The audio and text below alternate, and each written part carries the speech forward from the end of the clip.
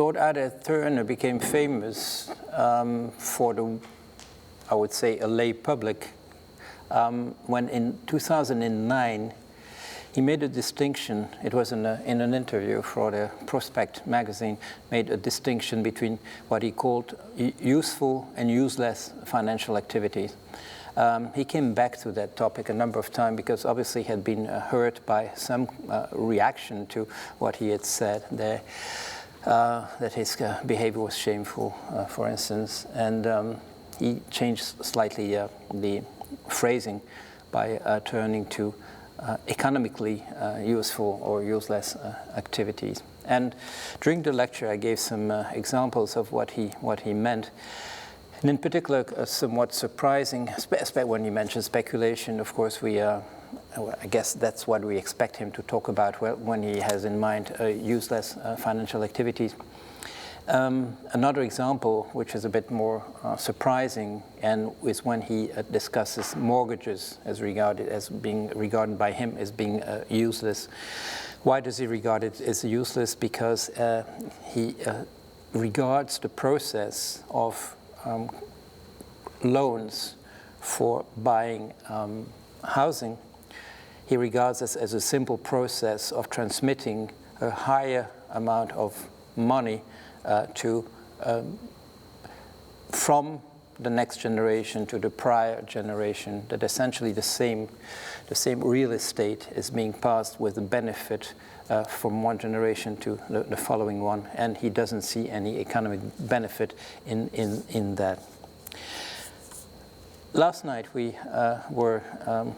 had the honor of having as a guest Michel Prada, who has been a regulator all his life, at the head of the, actually he was a bit of the equivalent of Lord Turner in France for quite a number of years. Currently he's heading a major body responsible for accounting rules. And in the discussion we had, in particular to one question, I asked him, I raised one of the issues that were relevant to Turner about a price formation. What is most relevant? What is most salient, maybe, in the exposition of Turner recently is that he questions very much the validity of the theory of economics, and giving in particular examples where it fails, for instance, on that assumption that prices reflect some objectivity, that prices are an objective assessment of what we usually regard as value. We have that theory, and I will probably come back to it today, that price actually is the expression on the surface of some deeper entity, which would be value. And it was interesting to hear Monsieur Prada to discuss on these issues too, and to see that there is progress in this realization, this awareness that if some processes have gone essentially wrong during the crisis, that it's not only because of the fault of individuals, but that a large responsibility is to be assigned to the failure of the body of knowledge that was supporting the whole, not only the financial activity, but also that of the economy. And it was, I would say, refreshing to hear Monsieur Prada to question himself very much about some of the decisions he's made in the past in that particular perspective.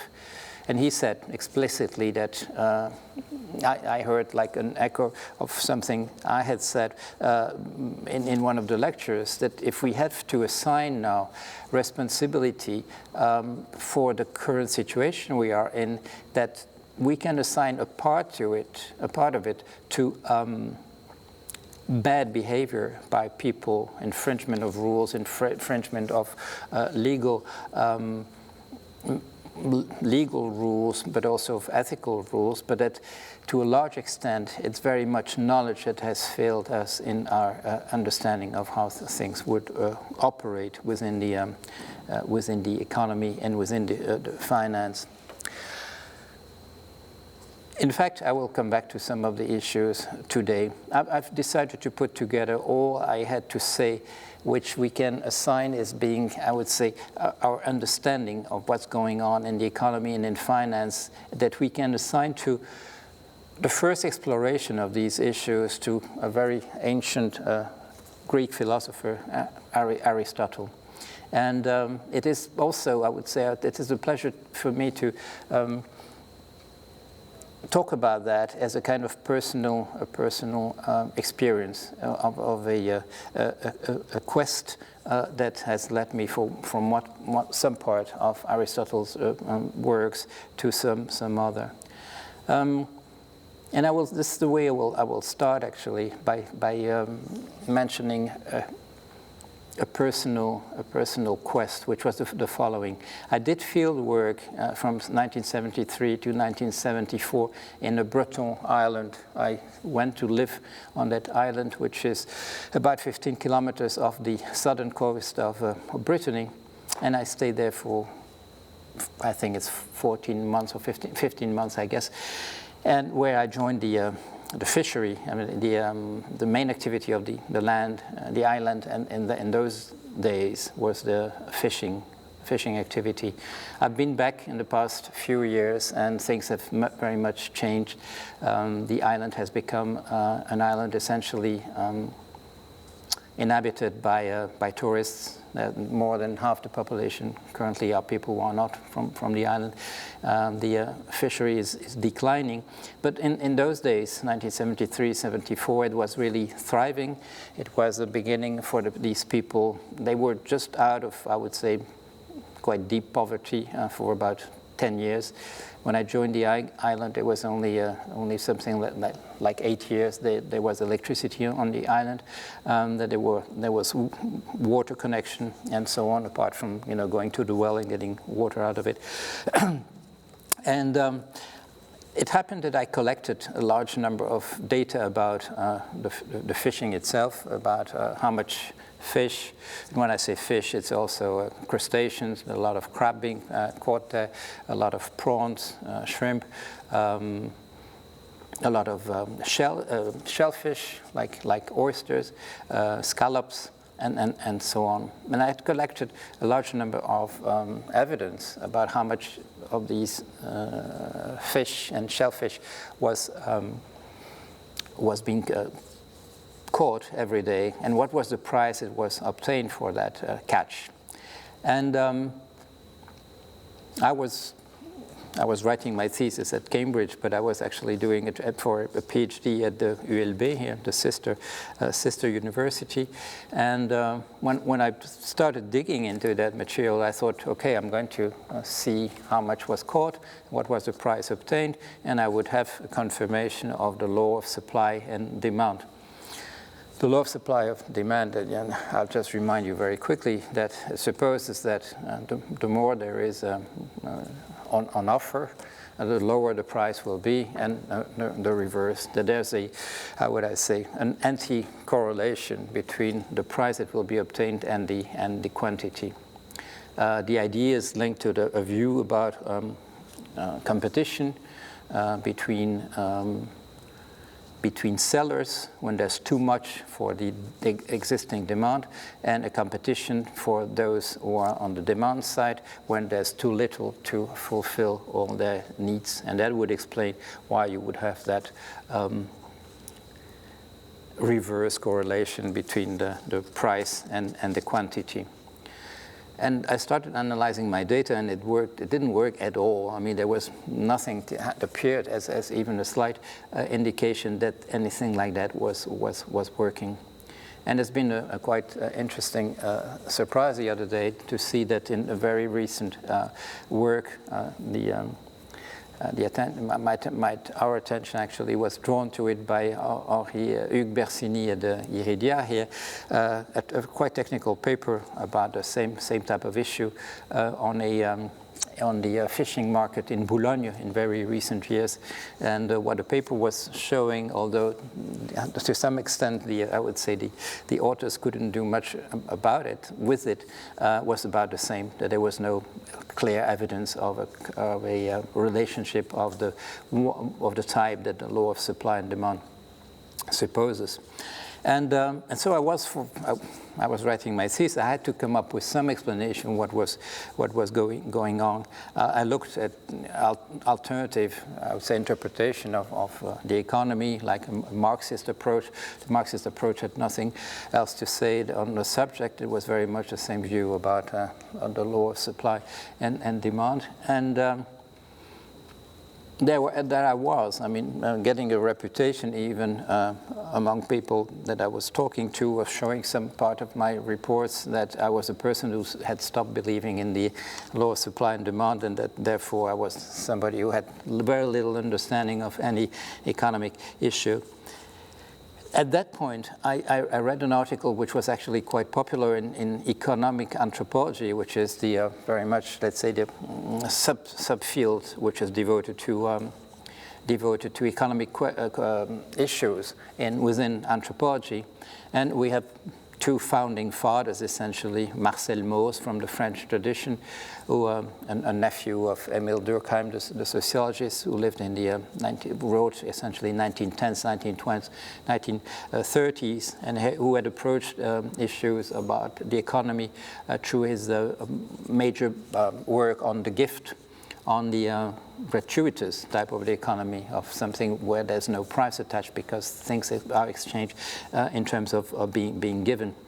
And another main figure of economic anthropology is Karl Polanyi, a Hungarian thinker who actually worked in a number of fields. He's regarded as a historian, as a political scientist, and so on. But he has written a lot about, in particular, about African markets. He worked about he found evidence. I wrote about the Dahomean markets in the time of the Kingdom of Dahomey. The Kingdom of Dahomey was suppressed by the French when they invaded the country. The country is called currently Benin. Before it was called Dahomey, it was called slave coast by Europeans, which was a very clear indication what was its purpose. The port of Ouida was one of the main places where slaves were collected from the hinterland and sold to Europeans. Karl Polanyi has written about the Kingdom of Dahomey, and among a number of issues that were collected, the number of articles that were collected in his work, there was one article called "Aristotle Discovers the Economy," and that article is devoted to a couple of pages in Aristotle's Nicomachean Ethics. I need to say a few words about, before I go into that, who was Aristotle. Aristotle is one of the first, we call, philosophers. We usually regard Socrates, living in the 5th century BC in Athens, as being the first philosopher, although he was not writing. He was a man who refused to write. We talk sometimes of pre-Socratic philosophers, but that's, let's say, it's more like a convention to talk about some thinkers who had some, what we call, very dogmatic views. They said everything is made out of earth, or everything is made out of one of 4 elements: fire, earth, air, and water. That's one example. Or, some would say everything is always the same, like Parmenides, or everything changes all the time. And these are more like, how would I say, magi, some people who had some followers, but were more like what we would regard as being the head of a sect, rather than a stream of a current of reflection in a specific rational way. It all starts, the thinking rationally starts very much with Socrates, and then with Plato, who's one of his students. And Aristotle is one of the students of Plato. What is very interesting is he takes a very opposite view to Plato on most of the issues, and we have two contemporary people who lay out, I would say, a lot of alternative options about the way we can look at the world at that time, and it's become, as you know, I mean, Plato and Aristotle are still the main starting figure, founding fathers of philosophy. Aristotle developed an approach where he says there are two ways of knowing truths about what is and what is not. And the first one is just to look around to see in the sensible world what is and what is not. That is one way, what we would call the experimental method now. And the other way is to bring out of reasoning new truths by connecting what premises, which are two sentences that we know to being true, we can develop through a conclusion, a new truth by bringing together two elements that we know are true.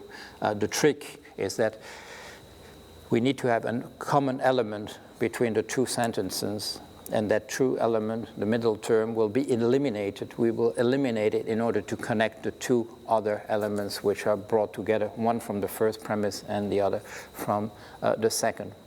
Like we say, whales are mammals. We say mammals feed their young with milk.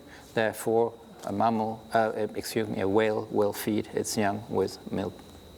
We eliminate the mammal element in the conclusion, and we bring together the other two elements. These are the two ways we can know about true things about the world: observing it and finding out true reasoning through the syllogism.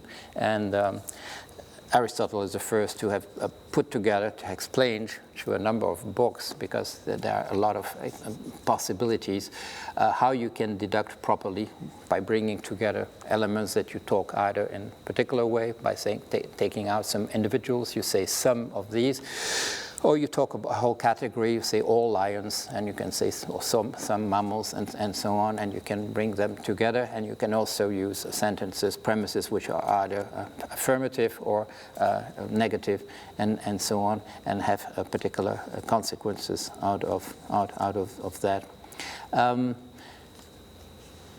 Aristotle became the tutor, you may know, the teacher of Alexander. He was attached to the court of the king of Macedonia, as was his father, Nicomachus, the father of Aristotle, who was the main medical doctor at the court. And Aristotle became the tutor of Alexander. And when Alexander went to conquer Persia and then India, he took it as a pride to send to his old master all samples of what he could find that he knew that Aristotle had never seen, just to fill in these categories, that what we can say about the world, not by deduction, but just by seeing how it is, like vegetable samples, animals, strange animals that never been seen before in Greece, and so on, were sent for Aristotle to see.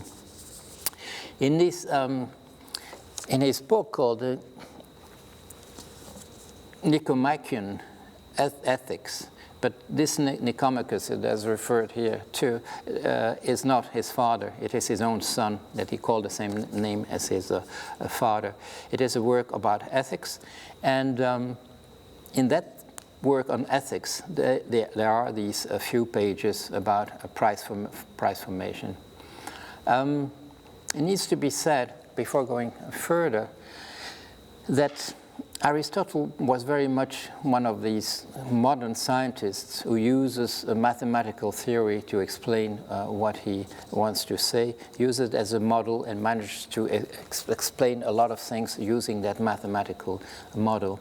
The mathematical model was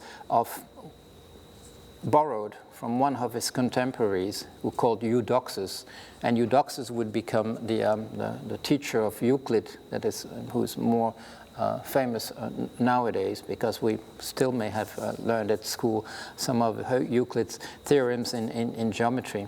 But Eudoxus came up with a new theory about how to deal with what are called the irrationals.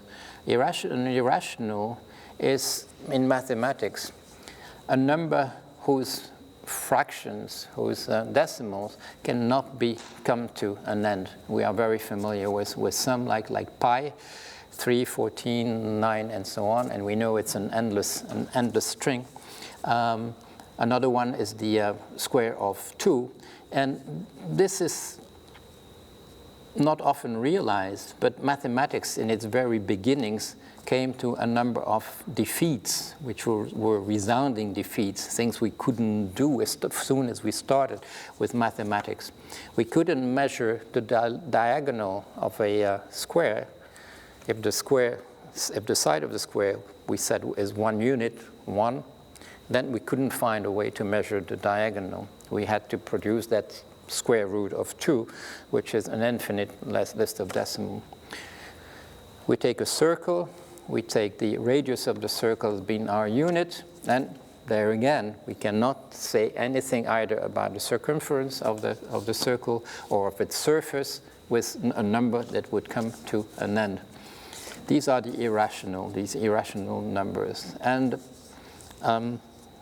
interestingly, a historian of science called Ignace Meillarson, Frenchman from the beginning of the 19th century, has taken that image of the irrational as the way for him to explain the whole history of science. He says every time we start, we have an immediate obstacle like the irrational, and then we kind of, how would I say, we put it between brackets and we say, okay, we'll come back to that later, but actually we move on to something else.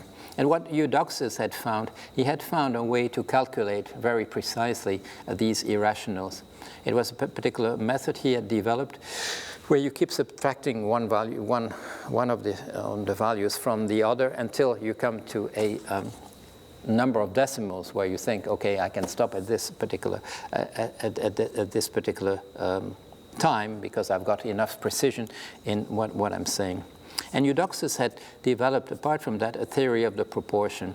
And that theory of the proportion is used consistently by Aristotle. He uses it in terms for explaining the syllogism. The proportion in the case of the syllogism are the 4 terms which you have in the premises. You have one term in common, and so you have therefore a proportion where you will have the middle term will be common to the first 2 premises. Therefore, you have altogether in 2 premises in that proportion that they represent, you have only 3 terms because one is common, and you will bring the extremes, what is called the extremes, you will bring them together. You can also make reasoning without a syllogism. You can just keep the 4 elements together. And then what you have when you have 4 elements, you have an analogy. It's not a syllogism, but it's an analogy. And Aristotle drew the attention, you can use the analogy, but not in a proper scientific reasoning. You can use it as part of what he called rhetorics, in ways to convince an audience of something. You can also use the analogy. There are famous ones. One from Vrije Savarin, a good meal without cheese is like a blind-eyed woman, things of that type that we can think of all the time. We know also that analogy is one of the most powerful ways we use at the beginning of a scientific theory. We say, well, this might be like that. The Black-Scholes model for the pricing of an option, as you know, is being drawn as an analogy from the diffusion of gases in physics, and that's the way we proceed. And so, therefore, there is in the Nicomachean ethics, there are a few pages about the formation of prices. And what does Polanyi say about that? He explains it somewhat, what he saw in Aristotle. And when I say somewhat, it's because there was a main misunderstanding about what Aristotle was saying exactly there until recently. And then he puts up that all together, and he finishes by saying, well, this is probably something that Aristotle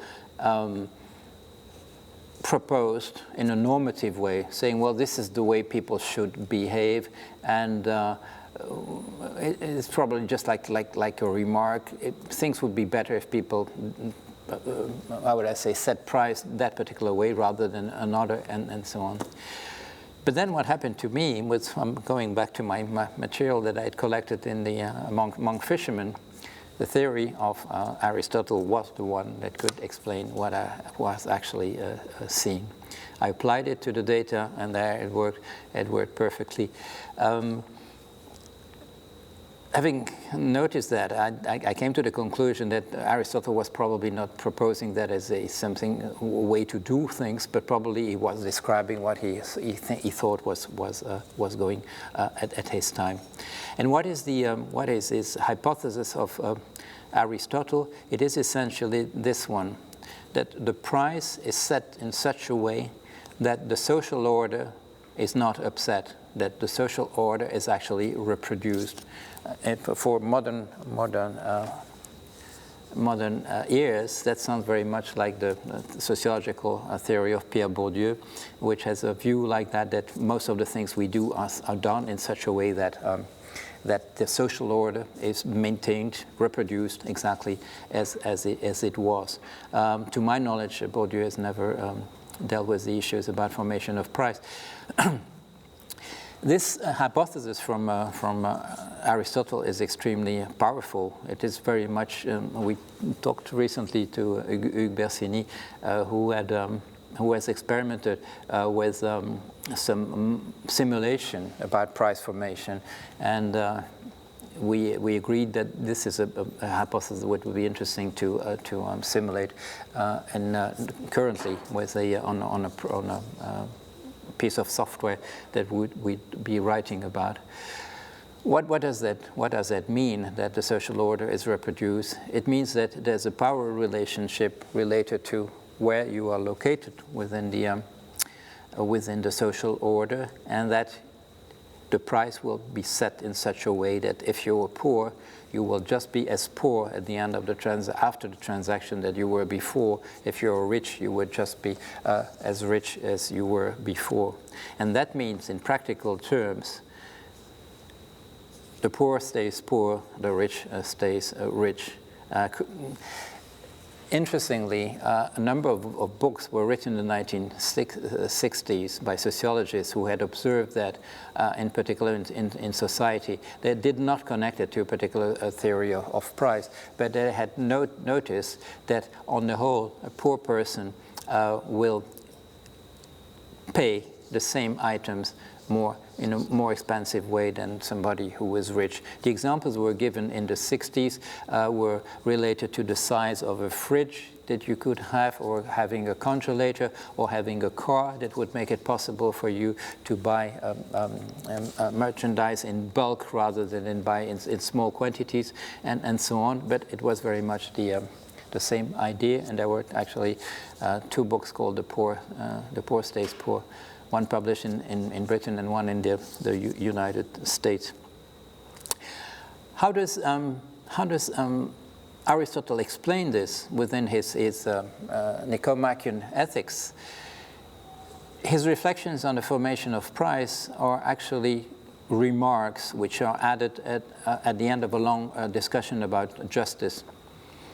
He starts saying that justice can be explained in terms of proportions, the same model he's using consistently, with a difference between distributive and corrective justice. And then he adds, like in passing, and devotes only a few pages to that. And actually, we can do very much the same to explain the formation of price, except he says that in that case, the proportion is diagonal. And it's quite amusing to notice that this expression of diagonal is currently not much understood. During the Middle Ages, as you may know, the scholastic thinking was constituted of two things that were tried to be both put together. The works of Aristotle were the main body for anything that's related to the world, I would say the sensible world that we know, and the teachings of the church, in particular the gospel, were regarded as the other part that you had to believe. And as you may know, of course, a number of contradictions would appear trying to put the two together. One example is, I don't remember who was the general involved in the battle, but he managed to make the sun stay still in the sky. You had to produce a physics that could account for that. You had to, and that's a discussion that was still on at the time of Galileo. You had to be able to develop a physics such that it would be possible for the wine to become the blood of Christ, and things of that particular type. These contradictions were, of course, extremely difficult to resolve. Aristotle says about justice, let me use my same example of the proportion that I borrow from Eudoxus. And the difficulty we've had, I mean, the difficulty in making sense of these texts is that if you look at translations from Aristotle, the drawings are gone. With the drawings, it's much more simple to understand. You put a proportion together. And actually, on my book called Le Prix, I would say the drawings in order, I restituted them. And I must say, I'm very proud that I contributed to some corrections in the standard translations from Aristotle by drawing the attention to some inconsistencies in the existing translation, which didn't make much sense of what was written in the text. Aristotle says about justice. He says, let's talk about two people who are of equal status.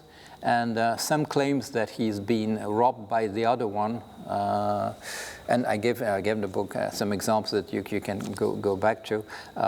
Let's say one ends up with 11 sheep, and the other one has only 3 left, and the one who has 3 says, well, the other one has stolen some from me. They go to the judge, and the judge says, well, okay, I mean, what happened? They tell the story, and the judge just does the following.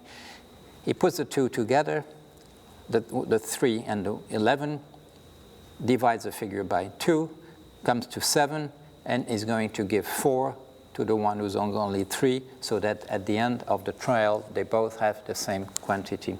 This was apparently totally standard in antiquity, and not only in Greece, because if you remember the story of Solomon, you have that the judgment of Solomon. You remember the story of 2 women claiming that the child is theirs, and he takes a sword and says, I'm going to cut it in 2, you both will have half. Which is the same approach. He's going to make what we call the average, the arithmetical mean, in order to get to the quantity that each of them will add at the end.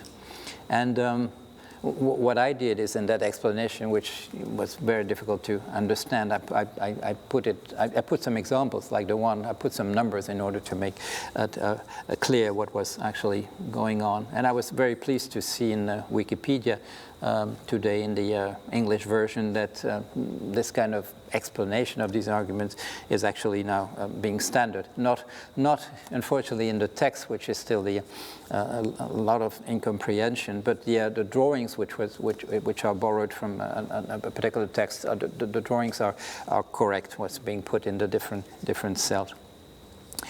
This is what happens between equals, as Aristotle. We try to re-establish equality between the two if there's a contest between the two.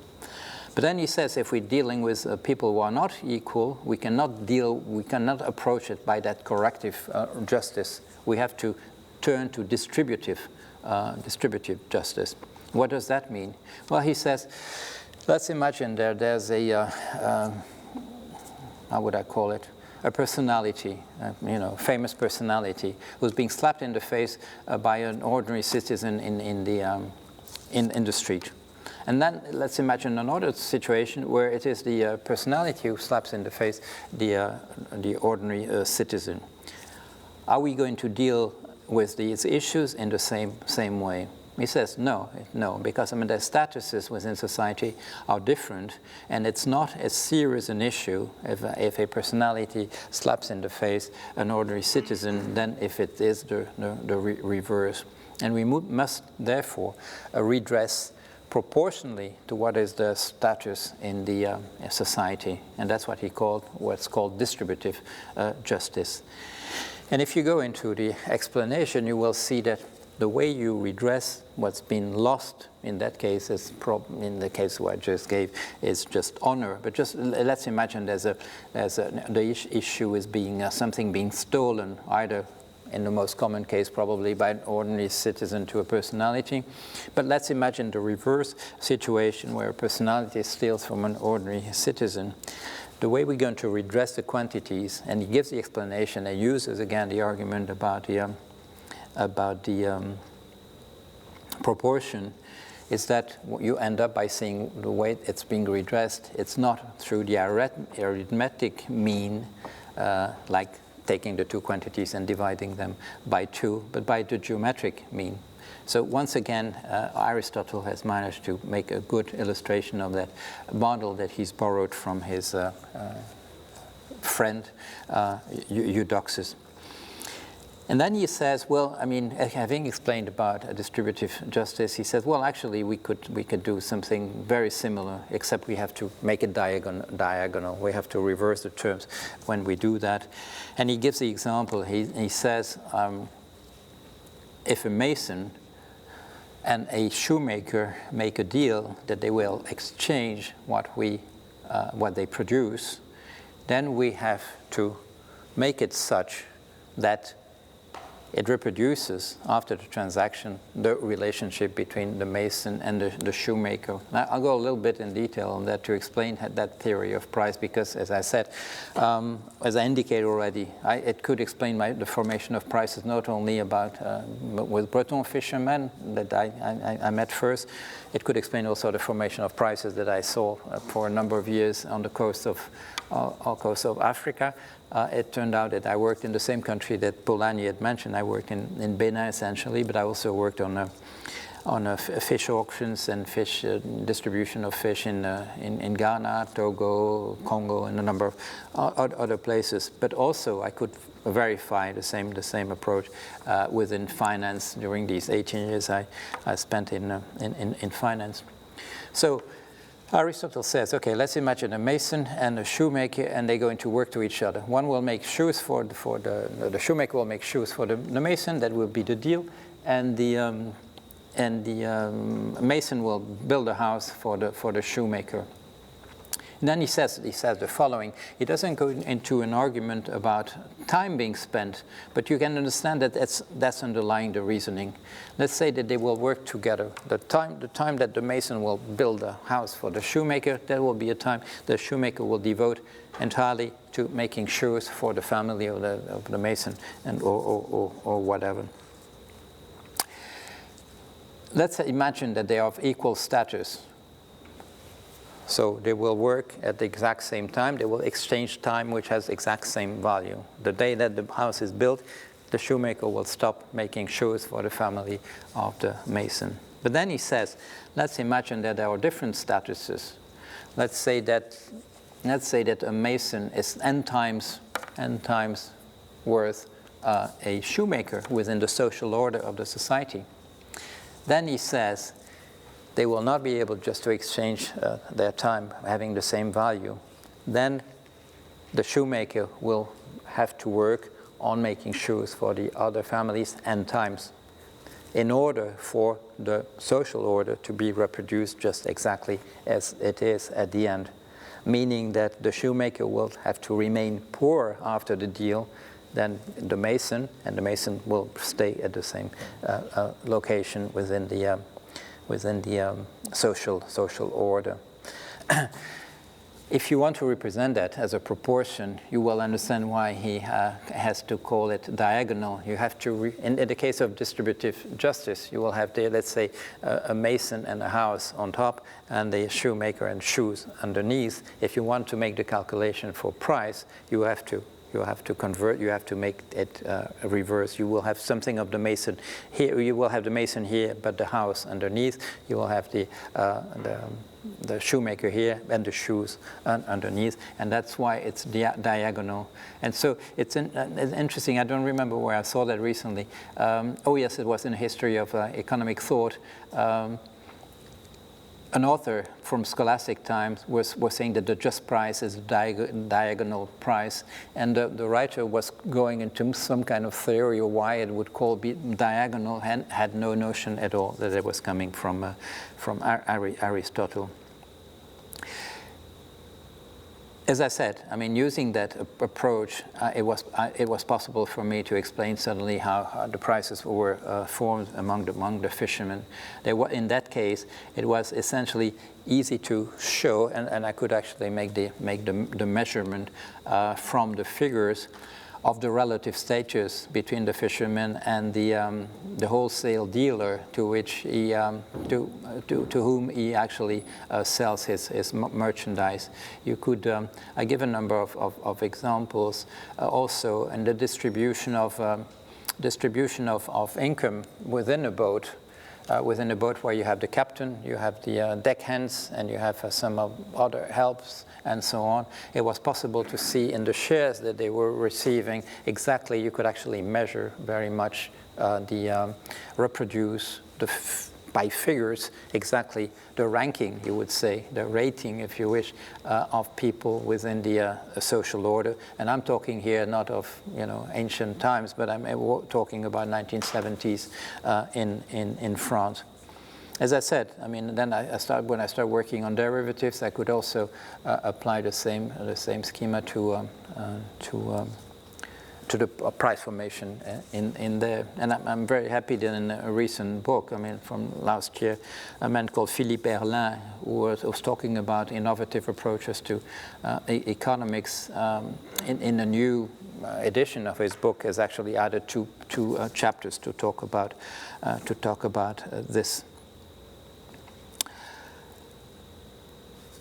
Aristotle didn't talk only about what we regard as the economy in that books about ethics. He talks about it also in a book called The Economy, which people do not discuss usually because it doesn't look, it's not regarded as being probably a text from Aristotle. You know that what we have from Aristotle, he's supposed to have written a lot of dialogues like Plato. We have lost all of them. What we have as text from Aristotle is probably lecture notes. It's probably something written by some students. It doesn't look like, why? Because it doesn't look like a proper text that's been written by a writer who is trying to write a story. And the one called Economics doesn't seem to be at all either in style, a style of thinking, or anything very coherent, and usually it's not regarded as a text by him. It deals essentially about how we would call it actually a course of management, how to run a farm, how to run a household, and so on. But it is quite pedestrian. There's nothing much really, I would say, stunning in terms of thinking in that particular text. But he's talked also about what we regarded the economy in his in his politics. And his politics, of course, the polis is the city, but a city in the terms like the Roman called the city, which means it's not just towns, but it's the whole organization of society. And he talks in politics. He talks about money in particular, and the term which is used to talk about that particular part of his reflection is called chrematistic,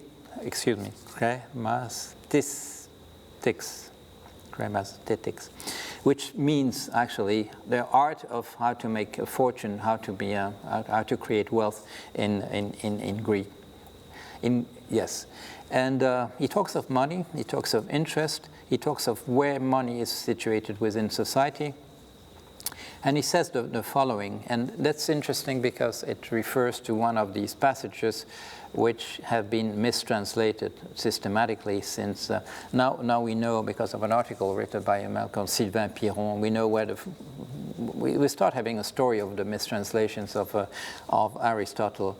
You know that you may know that both Schumpeter and Marx have looked at these passages in Aristotle, and both have said that they couldn't make much sense of what was being said. Schumpeter makes, it's a real embarrassment the way he talks about it. He just says, he misreads all the sentences and says, for some reason I can't make much sense of that, which is quite obvious because the way he translates it, there's no meaning at all that can emerge from that. And in the case of Marx, he mentions a passage and he says, to me, the main weakness of Aristotle is how poor his theory of value is. The fact is that there's no theory at all of value. The word value is not even mentioned at all in the passages. What happened is, now we know it, it's Albert the Great who in the 13th century introduced that word value in the translation of Aristotle, and from then on there'll been a big misunderstanding. What did he particularly mean by that value word? Well, nothing at all, because the word was not there. It was introduced by a scholastic translator. The passage which Marx regarded as being quite difficult to understand and how to develop anything from that is the famous passage where it is said that there are two values for an object is, I can't even, proper value, and the other one is its exchange value. Okay, and the reason why I have difficulties is that to me it's difficult now to see how that could have been ever taken seriously. What Aristotle says, he says there are two uses. He doesn't talk about value. There are two uses for a thing. One is the proper use, like for a shoe to wear it, and the other use for anything is to exchange it for something else. Okay. But there's no mention of value at all. There are two uses. There are two things you can do with an object, exchanging it or using it for what it has been meant to do. And then he says about money, he says money is very special in that respect, because the two things there coalesce in the case of money. The proper use of money, and that's the only thing that has that proper value, proper use, is to be exchanged. So for money, there's only one thing. You cannot just use it or exchange it, because using it is exchanging in the case of money. So it shows how specific in that particular approach money is. But then there are implications, because he says anybody who tries to use money for anything else than its proper use, which is in this case to be exchanged, that leads to difficulties. That leads to very, how would I say, that upsets the way that society works. He says in particular, it is important for the person who is actually talking about essentially the citizen to understand that money has no other use than being exchanged. Then he says, this is not entirely true for everybody, because there are some people in our society, the traders, the merchants, for which money is something they have to use in a different way. They have to make it the aim to some extent. They have to look at it as if it had another use than being exchanged. They have to look for that money. And he doesn't use a phrase like calling it a professional disease, but the way he talks about it, he says, an ordinary man who's looking for happiness should not be confused by what he sees the merchant or the trader do with money.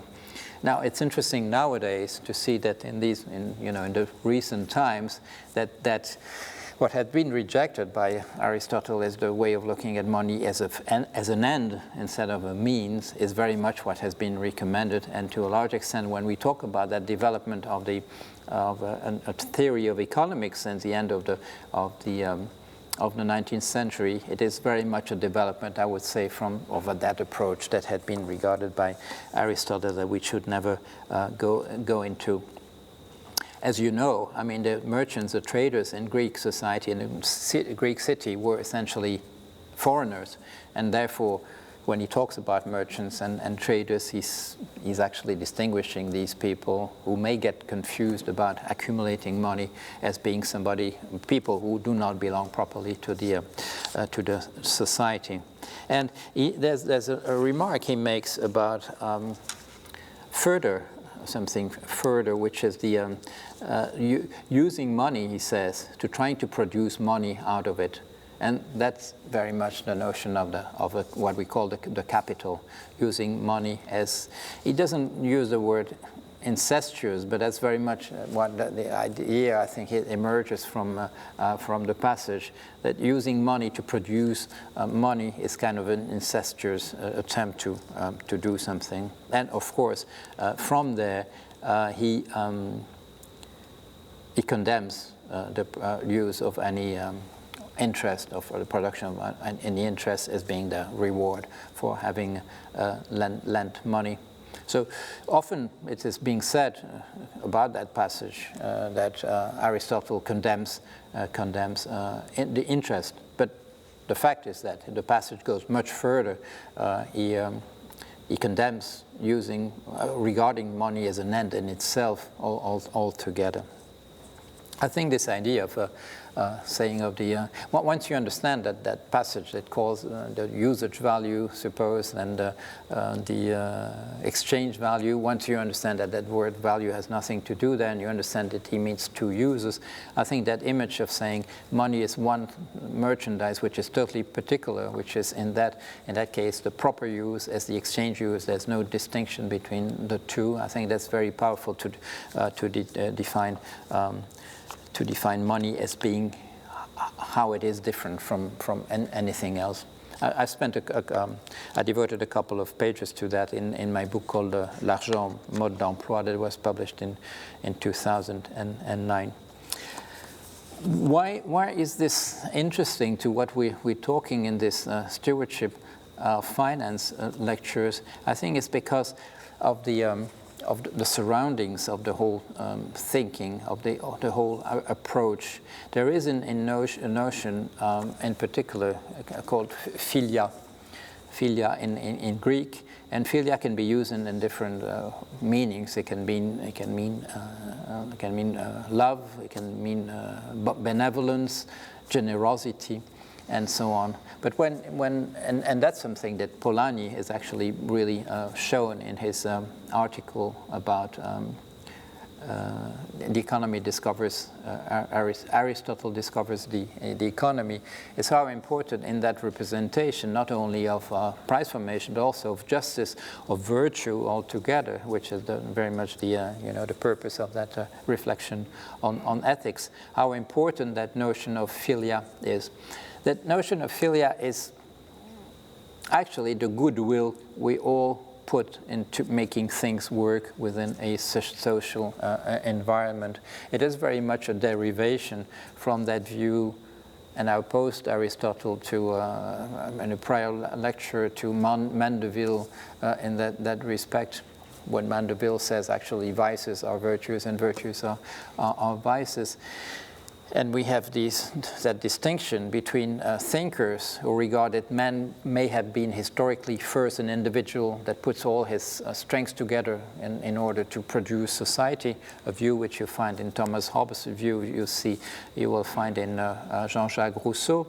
And these other thinkers, like David Hume, like Aristotle, who say, well, no, I mean, there's nothing to discuss about. We are zoon politikon, as says Aristotle. We are a animal which is social by its nature, like the bees, the ants, and the wasps, and so some of the wasps, etc. There's no discussion. It starts from there. And that filia in Aristotle, it is the binding of society. It is the goodwill that we express in making things work in everyday life.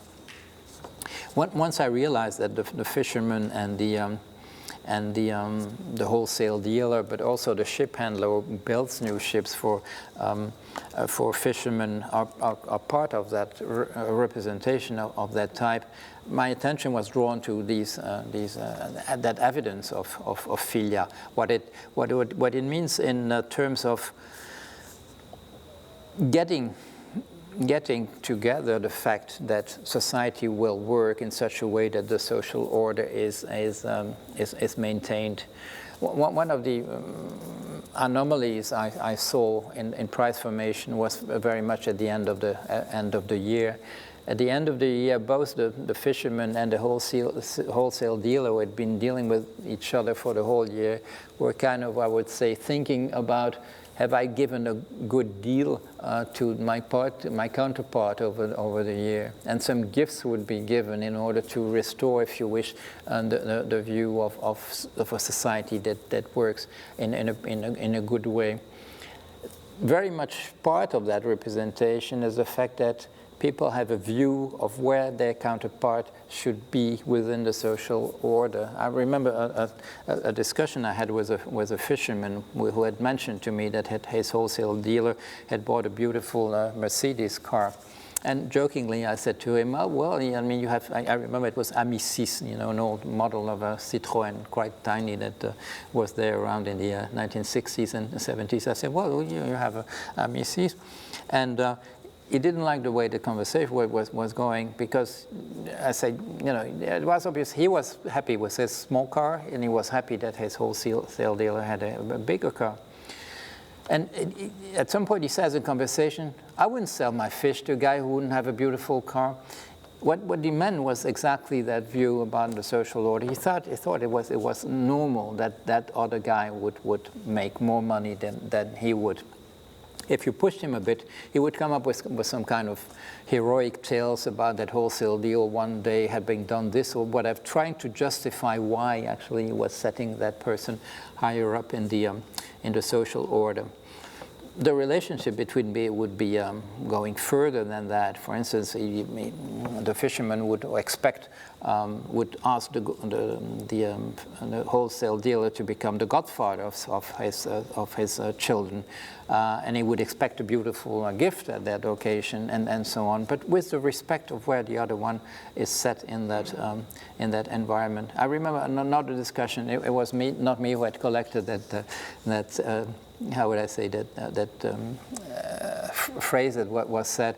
It was I was working with Geneviève Delbos, and we were writing a book together at the time, which became called La Transmission des Savoirs, about transmission of knowledge in traditional activities. And there was that old woman who had said to her, he said, "Wonderful, this year we managed to make twice as much potatoes as we do in a regular year.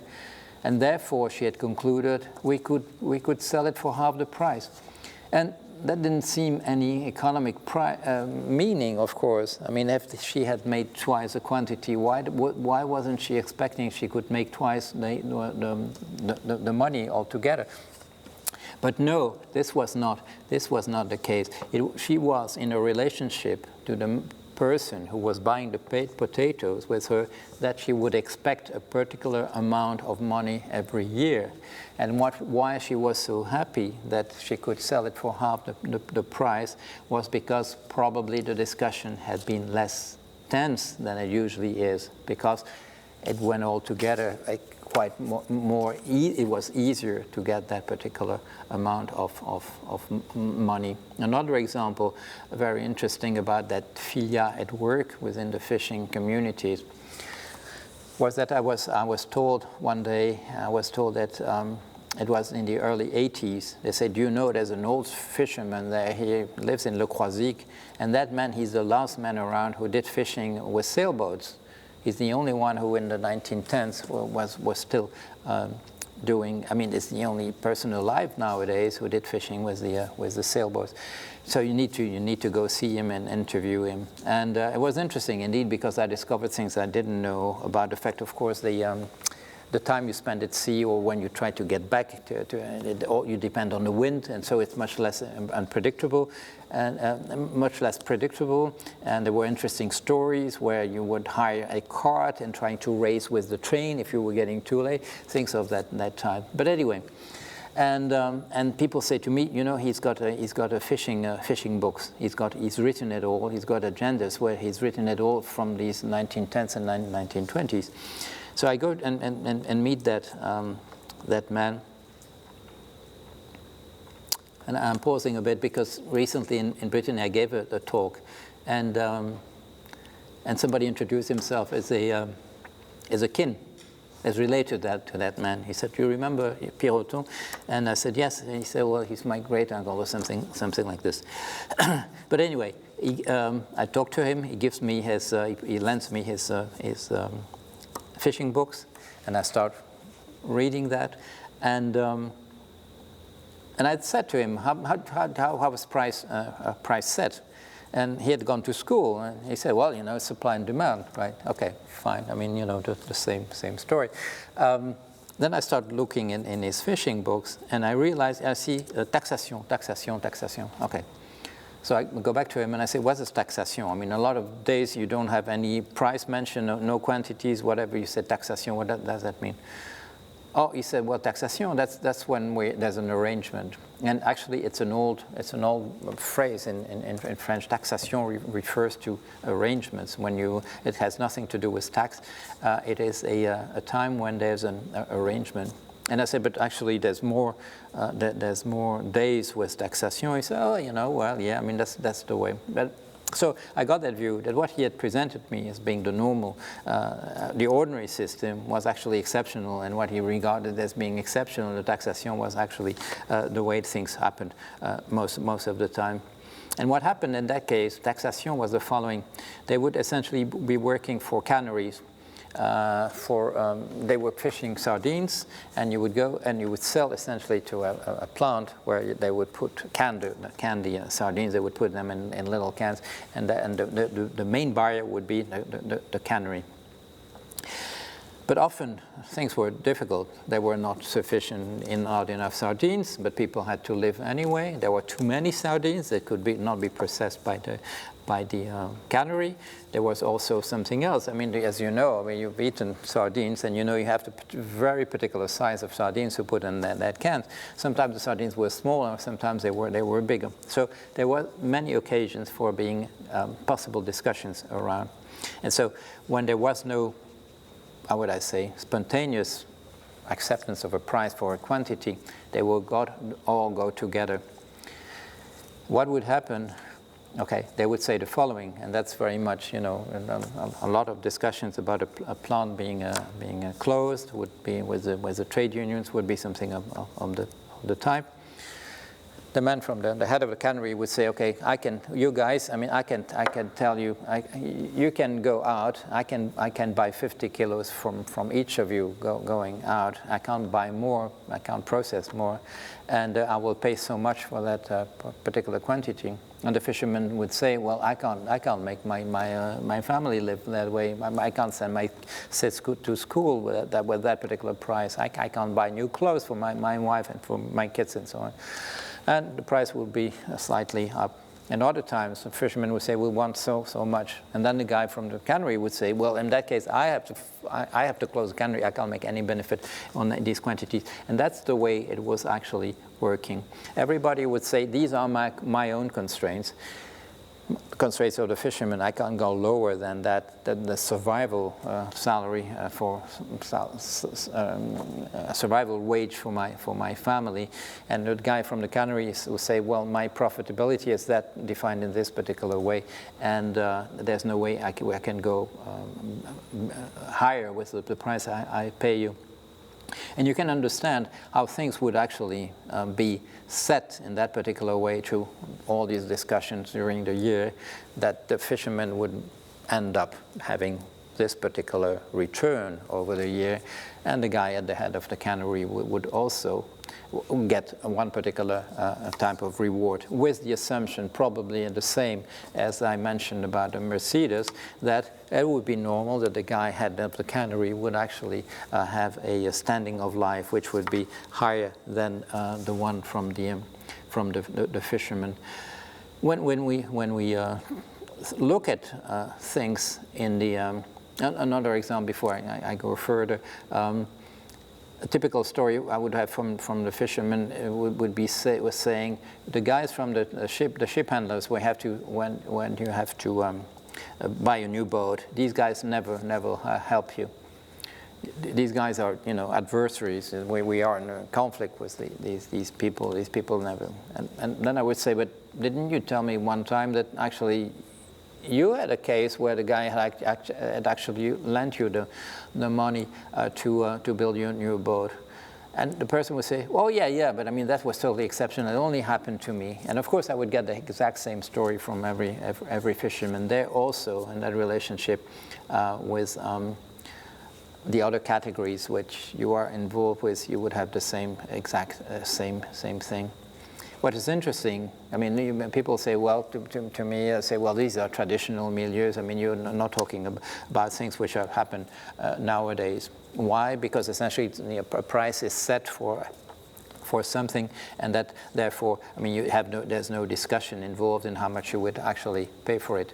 But there comes these researches done by sociologists that I referred to earlier, that even if the price is set one particular way, some people will have access to larger quantities. And it's interesting to see, that's something that was mentioned a couple of months ago, that in our Western countries currently, the people from the big department stores are putting packets together with smaller quantities than they had before the crisis. Things you could buy only by buying 10 at a time now are being sold by 5. And this is typical, of course, of difficult times. I've worked on African fisheries where you can buy one match at a time, or one lump of sugar at a time. You can actually buy these in so little quantity that we can't imagine buying matches in less than a box which has 50 of them or something.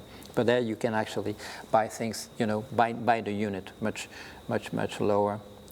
As I said, I mean, this looks like, well, these examples are probably examples just from very traditional activities. And so it's been, I've been actually very interested, like, at finding out in the world of finance examples of a similar nature.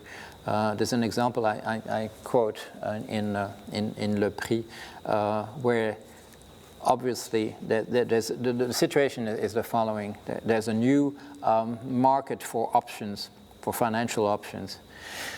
And the book in question is a book of interviews of famous traders. Traders, like we talk about traders on the financial markets. These people make a lot of money by making bets that turn out to be right. And in the interview, there's a process where a new option market is starting. And the guy who is interviewed tells the following story, that he annuls, he voids a particular order he's made for a particular reason.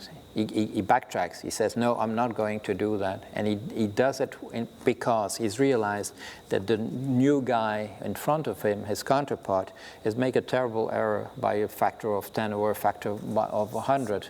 And that guy would actually be brought down. We will say there would be systemic risk if the transaction goes further. And so the trader backtracks, he annuls, he doesn't give any explanation to the guy. He doesn't say, you made a terrible mistake. He says, no, okay, I'm not going to do that particular transaction. But what's interesting then is the discussion between the interviewer and the trader, because none of them can really manage to express perfectly what's going on there. The interviewer says, why did you do it? Well, the guy said, well, you know, it was something to do. He said, did you do it for yourself? No, I didn't do it for myself. He said, did you do it for the market?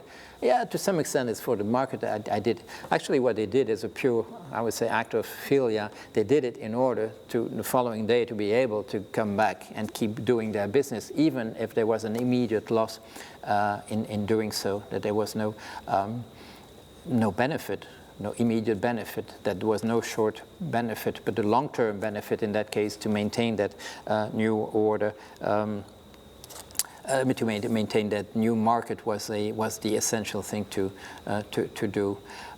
It's becoming more common how would I say, this view that it's a power balance that's going on and determines the price is becoming more common. My book called Le Prix was published in 2009, but I started writing on these issues in the early 1980s, and in particular, my first two texts were texts produced by the FAO that I was working for, the United Nations Agency for Food and Agriculture organization, this view that actually prices are not formed through supply and demand, but through a particular current power balance is becoming more and more common. Why? Because it explains facts much better than anything else. If you want to analyze how and how in 2010 the situation of Greece was developed around the pricing of credit default swaps, I mean, demand and supply is totally useless. I mean, you can't go nowhere. You can't even start on the issue. If you explain it in terms of a shifting power balance between the people involved on the markets, then you have something which looks like an explanation. If you want to look in terms of reproducing a particular picking order between the nations in the Eurozone, of course, I mean, you will also have an explanation. I'm just making a remark about the invitation of Emmanuel Todd the other day in here within the framework of this stewardship. I realized that when seeing the discussions and how people oppose my way of looking at things and his, that sometimes I'm much more, I would say, aware of kinship between how our views may be similar in one particular way, because I would say I can go back to the teachers we had in Cambridge and the way they were looking at things. I will stop here. There will be a few minutes if anybody would like to ask a question about these issues.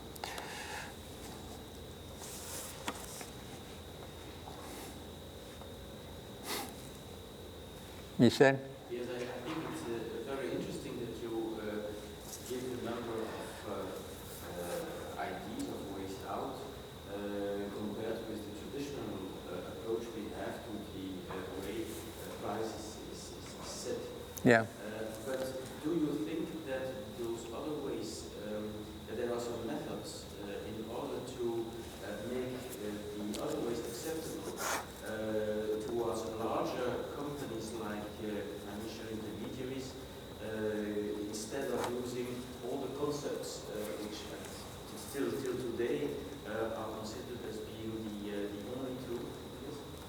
Yeah, that's a very interesting question. How, for instance, the supply and demand. The supply and demand, I've seen within the context that I've been analyzing things, supply and demand can be regarded as one of the elements that will determine the power balance.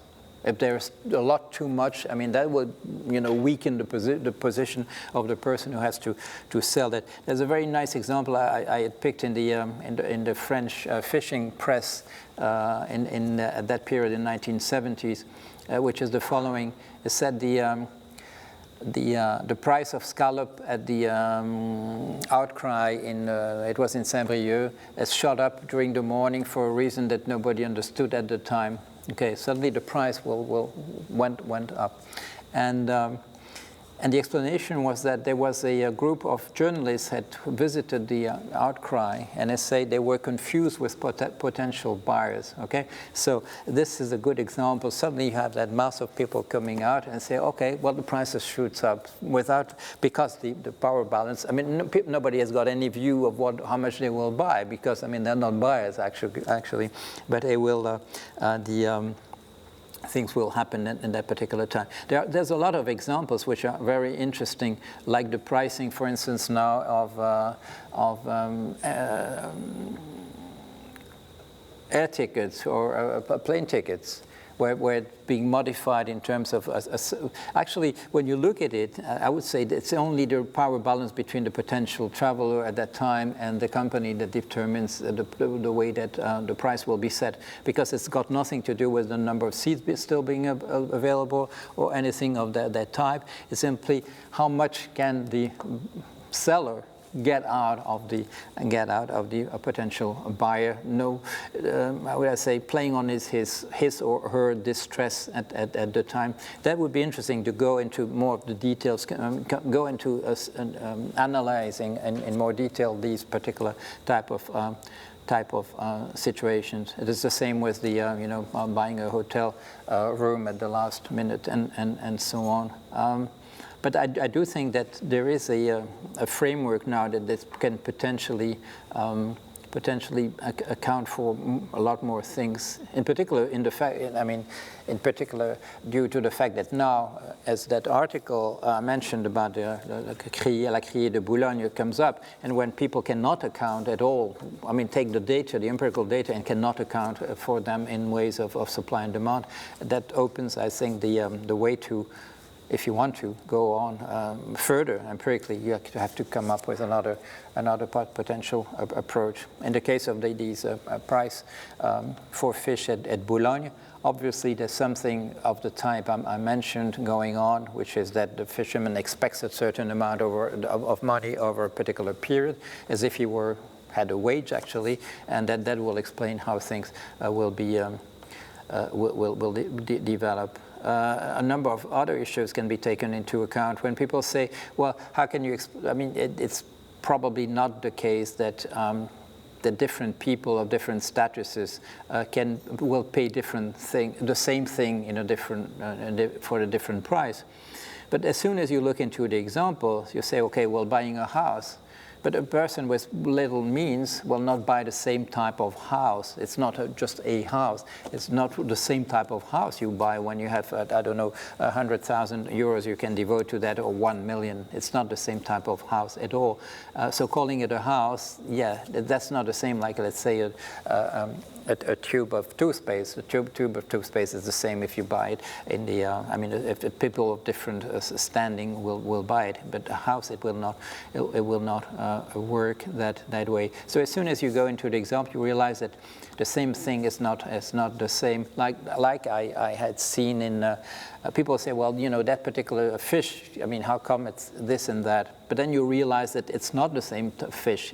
It's called the same fish, but one is that particular size, and you're talking about that particular size of that fish, like cavai for a mackerel, or you're talking about a mackerel as big as that. You compare them because you assign the same word to it, but actually the product which is associated is not the same type of product.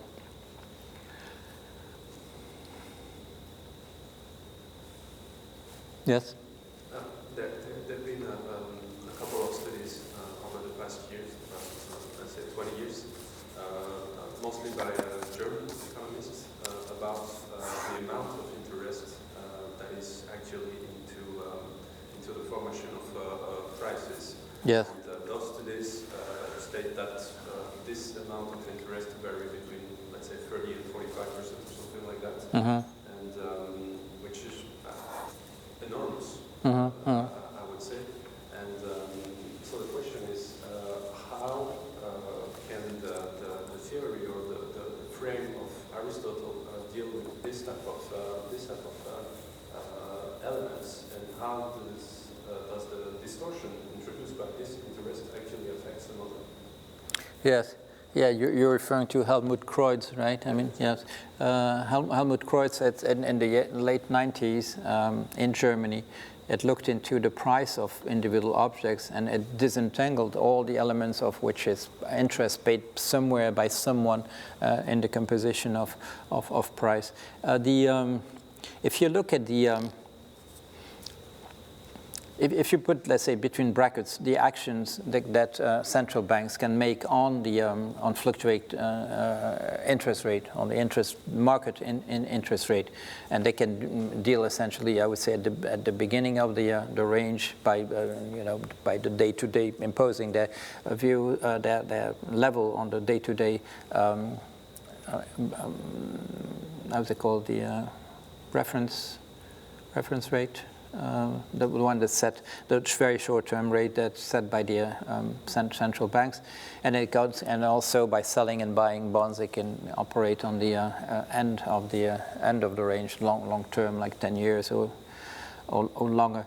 But at the same time, of course, the market determines what will be the fluctuating the market rate in every for any particular duration, maturity, and that, in my view, is very much determined by the power balance between the people who need to borrow and the people who have the money, the capital they can set. There's the additional element which becomes prominent in periods of crisis like now, the risk premium which is added within the coupon. But otherwise, I would say, if you take as an example, I mean, if you take as the prime example of this situation, which would be the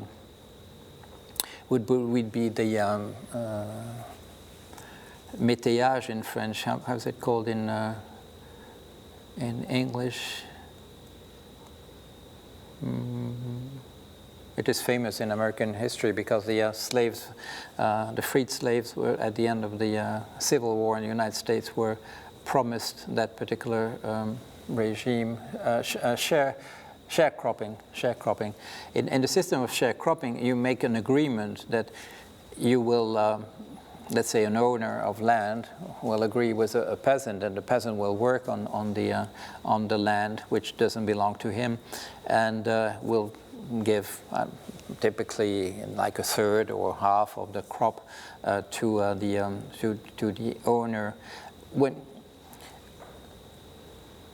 the sharecropping system, it is a system which is, I would say, fair to both parties in terms of the risk. The risk is being shared. If it's a bad year, the quantity will be smaller, but the sharecropper will keep half of it, whatever it is, and will give half to the land owner. If the year is very good, there'll be a higher quantity. Well, so much the better for both parties. If instead of that system you introduce rent, and that they say the farmer, who's not a sharecropper anymore, will actually pay rent on the land, then it may happen that in 1 year the crop will be so low that actually the rent will be higher than the crop. So there's no sharing of risk, and the landowner would receive the money at the same time. So in most of the countries of the world I'm aware, and in traditional situations, you have situations like sharecropping. If you think that if you replace the paying in kind, if instead of selling the whole crop of wheat, the farmer, the sharecropper, actually sells it and gives money to the landowner, that money is equivalent to paying interest on the on having used the land.